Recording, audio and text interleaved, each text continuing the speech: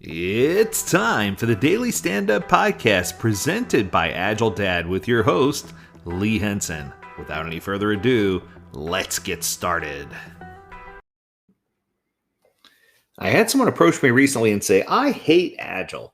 And it took me off guard at first. It caught me off guard, but I was like, why do you hate Agile? And they're like, there's no way for us to determine whether or not Agile is giving us any success. It just feels like we are spinning our wheels and not getting a whole lot done. So Agile is terrible and it's a bad path. I was like, wow, that's kind of extreme. And the truth is, out of all the different agile paths that are chosen, Scrum tends to be the one that's most commonly implemented and tends to be the hub in the center of most people's agile framework. So, if this is true, then how could Scrum, the path to help us reach greater business agility, be part of an agile adoption practice that is not working?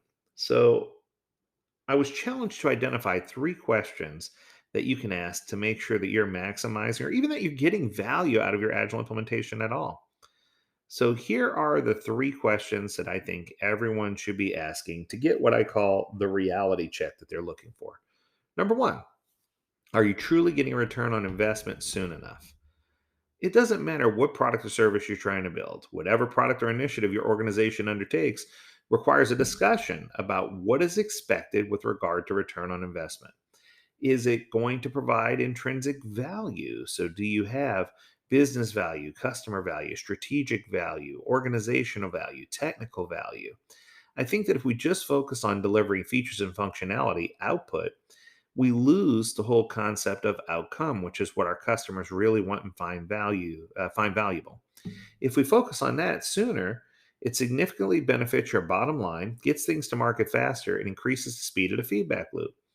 Rather than tying up all your budget and time schedules and figuring and spinning your wheels without getting any return, tools like Scrum and Agile are intended to help you really deliver value incrementally and at a faster speed. So if you're not getting your return on investment soon enough, this is something you need to figure out. What's happening? Do you have too much whip in progress or too much work in progress, whip limits? How do we need to improve things so that we can make sure we're getting that return on investment early so that we're finding value? Okay, number two, do we have enough transparency, flexibility, and control over our investment decisions? Now, this one's interesting. I think that sometimes Agile fails in an organization because the people who are trying to do Agile framework don't have any control over how the budget is expended, how it's delineated, how it's broken out. And what happens as a result is you end up in this cycle where you're spinning your wheels over time, but you're not delivering anything of value.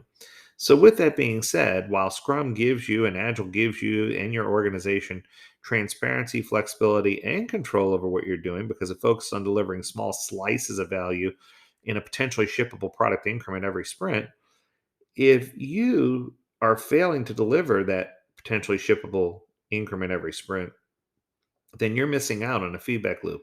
You're missing out on your ability to inspect and adapt and to apply the empirical process. You're missing out on your opportunity to pivot. So I think that if you think about it from an investment perspective, sometimes the best decision is to stop investing in an entire initiative. The sooner you stop, the better it is because you won't have as much waste. You haven't tied up people from doing things that for months or years down the line, and you discover what you really need and how it really increments. And I guess what I'm trying to say here is you need to have some flexibility about what you're doing. You need to have some control. You need to understand what those contributions are doing for you, and you need to roll with that. Okay. Third one, final question. How easily can you change direction or take advantage of opportunities and respond to risks? If you can't pivot very easy, you're probably not doing Scrum or Agile. It's one of these things where if you ask yourself the question and you say, I can easily pivot to initiative B, then congratulations, you're well on your way. But if you say, oh, doing that would cause turmoil and things would explode and it would really cut a big hole into our profit and into our margin, and it would cause us to have to do all these additional things. The reality check is that Agile's not meant to be overcomplicated. And I think that you should be able to change direction and pivot at any point. but some organizations just don't take the time to measure these three things. So the big question is, how did you do? Did you answer correctly to all those questions? Or did you find yourself in a situation where you could require an agile coach pretty soon who can help you navigate and figure those things out? If you've reached a point where it says, "Hey, you could use some help," that's okay. Don't sweat it. We certainly have lots of coaches that are available to help you and your organization be successful. If it says that you just need a couple of diagrams, we can provide you with those as well. Whatever it is that you need in order to help you be successful, we want to make sure that you and your organization understand how agile impacts you and how agile impacts the people that you do work for. Okay, that's going to do it for this episode. I hope you enjoyed it. If you have a topic you want us to discuss, feel free to send it over. Learn more at agiledad.com. We'd love to hear from you. And as always, we encourage you to stay healthy, stay well, and stay agile, my friends. Until next time, do take care.